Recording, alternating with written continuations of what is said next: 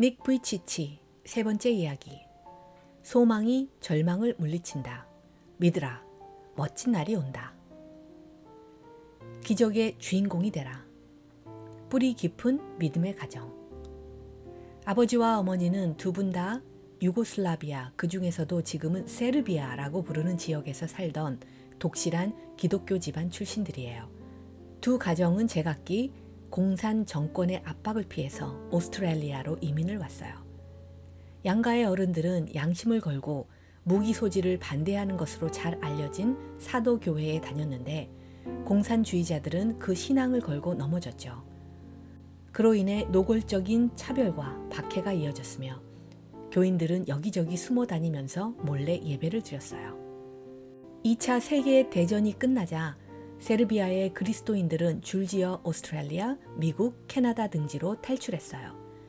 친가와 외가의 어른들도 그 대열에 합류했어요. 자녀들이 마음 놓고 신앙생활을 할 수 있도록 오스트레일리아로 삶의 터전을 옮긴 것이죠. 형제 자매를 포함해서 가까운 친인척들은 비슷한 시기에 미국과 캐나다로 떠났어요.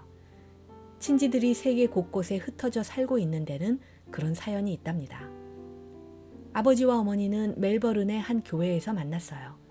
어머니 두시카는 빅토리아에 있는 로얄 아동병원 부설 간호학교 2학년생이었어요. 아버지 보리스는 관리와 회계 업무를 담당하는 부서에서 일하고 있었어요. 나중에는 평신도 목회자 역할까지 맡아서 열심히 사역했어요. 끊임없는 도전과 전진. 두 분은 나를 낳은 후로 자식이 어떤 삶을 살게 될지 걱정이 많았다고 해요. 행복하게 잘 살지 못할 바에야 차라리 하나님께서 빨리 데려가시는 것이 낫다는 생각도 했어요.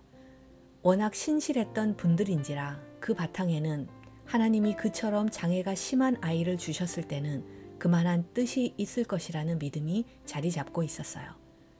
하나님은 강인한 의지를 비롯해서 수많은 은사로 나를 무장시키셨어요. 얼마 지나지 않아서 나는 내가 비록 팔다리는 없을지라도 탄탄한 근육과 그것을 잘 움직이는 능력이 있음을 입증해 보였어요. 아주 어려서는 머리를 쓰는 것이 유일한 대책이었어요. 물론 지능이 엄청나게 좋아졌고 목의 힘은 무소처럼 강해졌으며 이마는 돌처럼 단단해졌답니다. 물론 아버지와 어머니는 늘 걱정이 많았죠. 8 쌍둥이가 피울 법한 말썽을 혼자 다 피우면서 미운 2살 시기를 보냈어요. 반면 부모님의 걱정도 많아졌어요. 혼자 밥 먹는 법을 깨우칠 수 있을까? 학교는 잘 다닐까? 우리에게 무슨 일이 생긴다면 누가 보살펴 줄까? 당당히 독립해서 살아갈 수 있을까? 인간의 사고 능력은 축복일 수도 있고 저주일 수도 있어요. 흔히들 나의 부모님처럼 자신의 사고력을 이용해 아직 일어나지도 않는 미래의 일들에 대해 조바심하며 걱정하며 살아가죠. 그렇지만 그토록 두려워했던 문제가 알고 보면 별것 아닌 경우가 얼마나 많은가요? 미래를 내다보고 계획을 세우는 것은 바람직하지만 최악의 두려움도 얼마든지 최상의 놀라움으로 변할 수 있다는 소망만은 놓치지 말아야 합니다. 살다 보면 결국 잘 풀리는 일들도 적지 않기 마련이기 때문이에요. 어린 시절에 겪었던 놀라운 사건들 가운데 단연 으뜸은 나의 작은 왼발을 잘 쓸 줄 알게 된 것이에요. 나는 본능적으로 발을 써서 몸을 굴리고 엎치고 밀치고 지탱했어요. 부모님과 의사들은 이 왼발이 크기는 작을지라도 쓰임새는 클 것이라고 판단했죠. 비록 발가락은 2개뿐이고 그나마도 태어날 때는 달라붙어 있었지만 말이에요. 아버지와 어머니는 의료진과 상의해서 2 발가락을 분리시키는 수술을 하기로 했어요.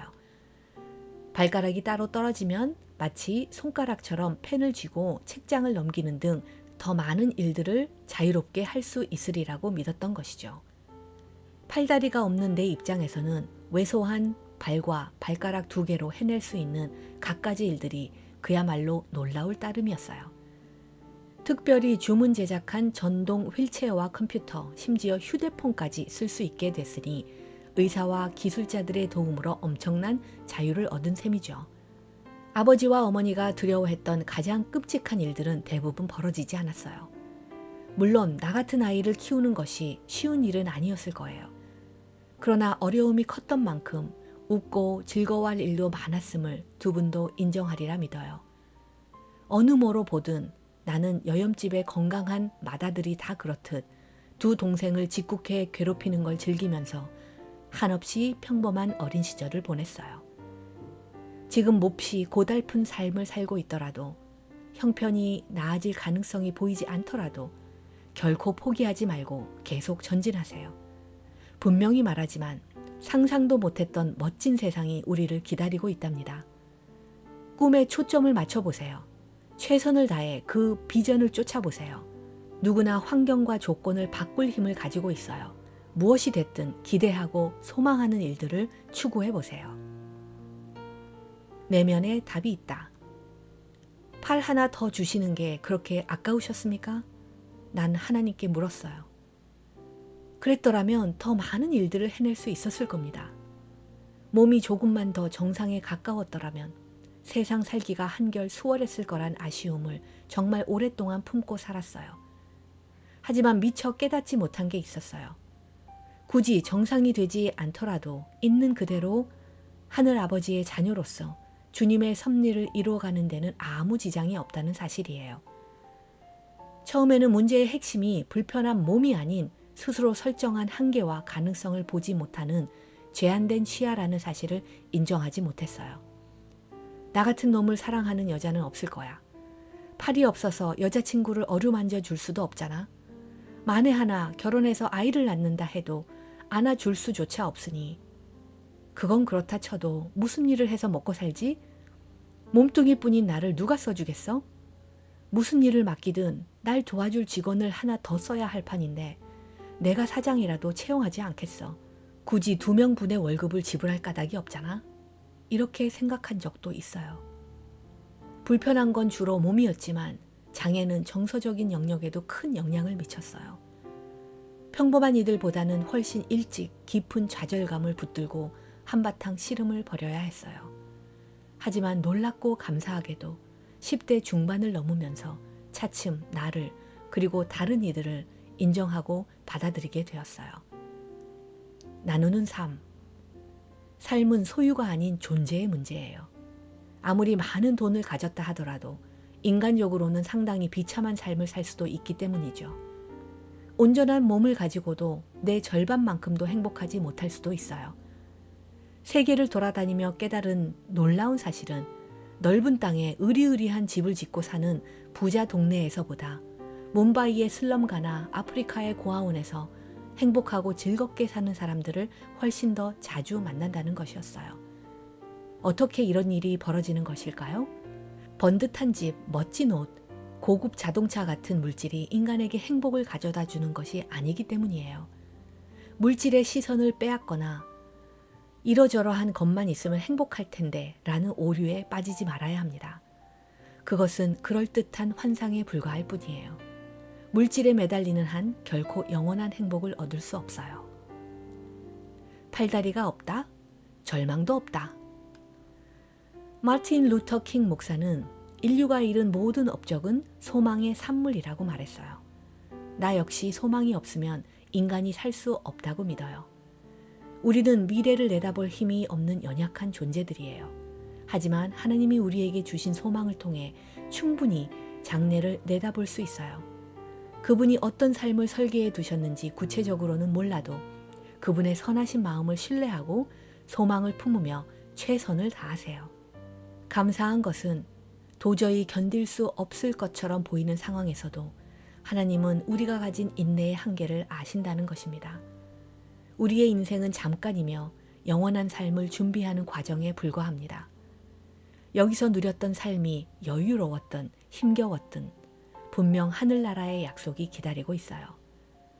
한없이 고달픈 시기가 닥치면 하나님이 그 어려움과 마음의 고통을 넉넉히 견뎌낼 힘을 주실 뿐 아니라 장차 누리게 될 그 나라의 소망까지도 붙들게 하실 겁니다. 기도의 응답이 더딜 때는 도리어 다른 이들에게 도움의 손길을 내미는 방식으로 자신을 지킬 수도 있어요.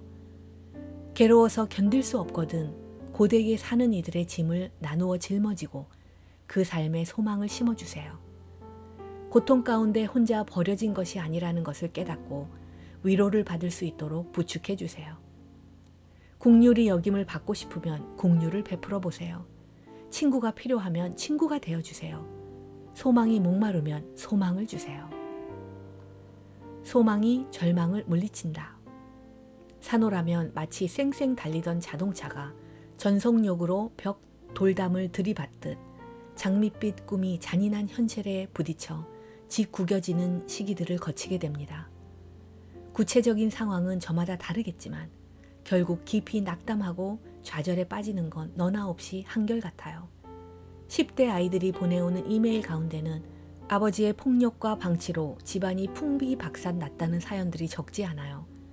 어떤 사람들은 마약과 알코올, 포르노그래피가 자신의 인생을 망쳐버렸다고 고백합니다. 또 다른 사람들은 암에 걸렸거나 생사를 넘나들 만큼 위태로운 중병을 안고 살아가기도 해요. 믿으라, 멋진 날이 온다. 어머니는 어린 아들에게 틈날 때마다 담담하게 일러주셨어요. 닉, 너는 정상적인 아이들과 같이 놀아야 해. 너도 정상이기 때문이지. 너는 몇 가지 사소한 신체 조직이 없을 뿐이야. 그게 전부야. 자식의 뇌리에 스스로 비정상이라는 생각이 들거나 어떤 형태로든 울타리에 갇히는 걸 그냥 두고 보지 않은 거예요. 신체적으로 남들과 다르다는 이유만으로 내향적이고 수줍음 많고 불안한 인간으로 자라는 것을 용납할 수 없었던 것이죠.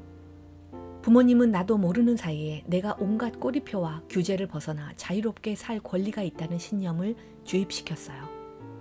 인간이라면 누구나 똑같은 권리를 가지고 있으므로 특정한 범주로 자신을 제한하려는 것은 자유를 포기하는 것이라고 믿었던 거예요. 반면 소망은 일종의 촉매제 같아서 우리를 옴짝달싹 못하게 하는 족쇄를 풀어버리고 상상도 못했던 기회를 만들어내기도 한답니다. 포기하지 않고 끈질기게 밀어붙이다 보면 도움의 손길이 다가오거나 문이 열리거나 길이 뚫리게 돼요. 작용에는 항상 반작용이 따릅니다. 당장이라도 때려치우고 싶은 마음이 굴뚝 같다면 하루만, 한 주만, 한 달만, 1년만 더 참고 계속 가보세요.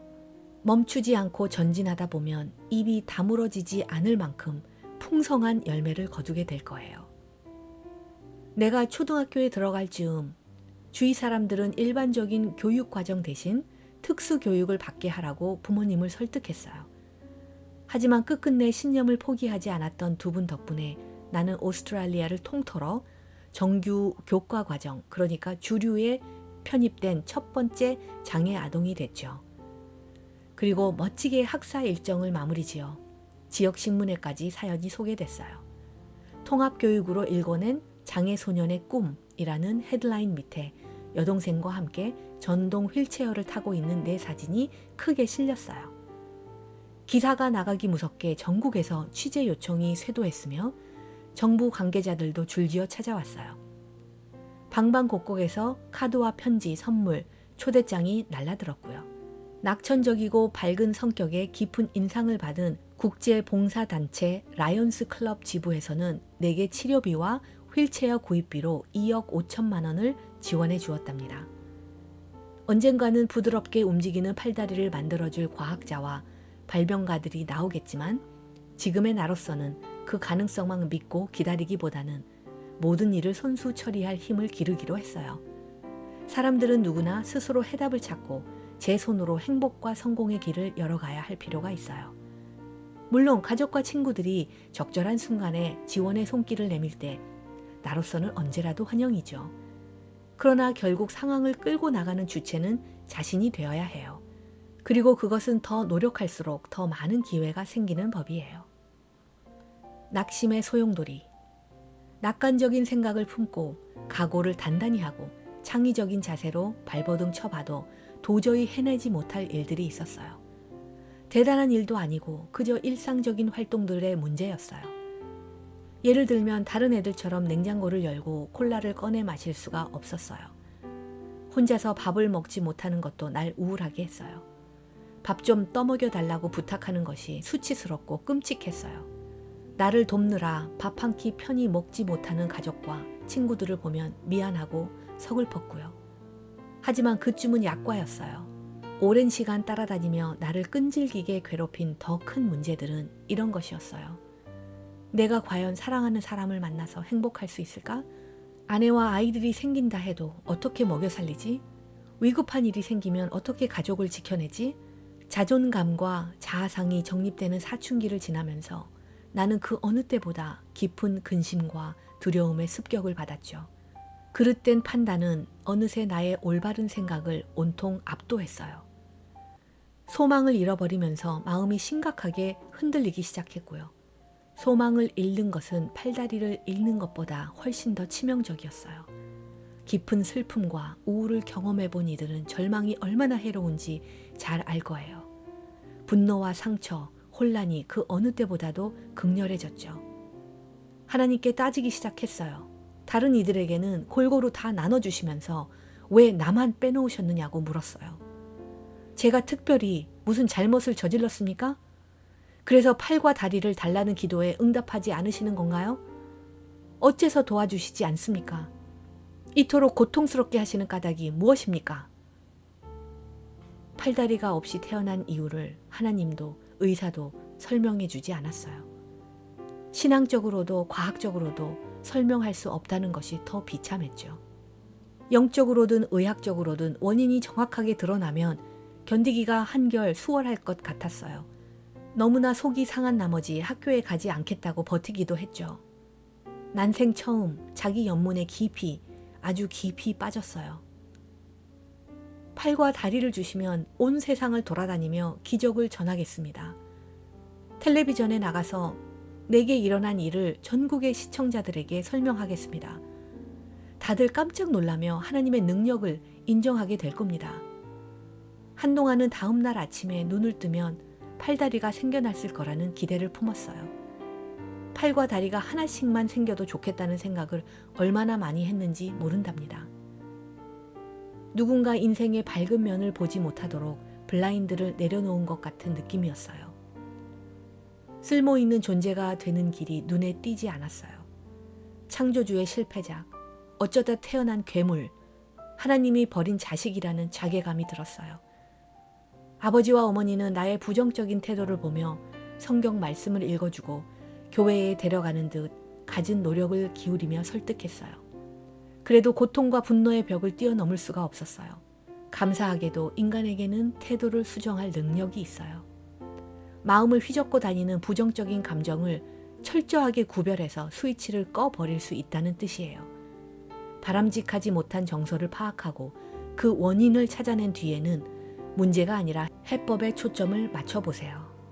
자살을 예방한 따뜻하고 다정한 목소리. 어느 날 오후 학교에서 돌아온 나는 입욕을 하게 욕조에 물을 받아달라고 부탁했어요. 그리고 욕실을 나서는 어머니에게 문을 좀 닫아달라고 말했어요. 그리곤 물속으로 들어갔어요. 아무 소리도 들리지 않았죠. 수없이 많은 장면이 머리를 스쳐갔어요. 오래 계획해왔던 일을 실행에 옮길 작정이었어요. 하나님, 이 고통을 걷어주시지 않는다면, 그리고 바라보고 살아야 할 목적이 없다면, 앞으로 만나게 될 것이 따돌림과 외로움뿐이라면, 누구에게나 부담이 되고 밝은 미래를 기대할 수 없다면 지금 끝내는 편이 낫겠어요. 앞에서 얘기한 것처럼 난 일찌감치 수영을 배우면서 누워서 물에 뜨는 법을 익혔어요.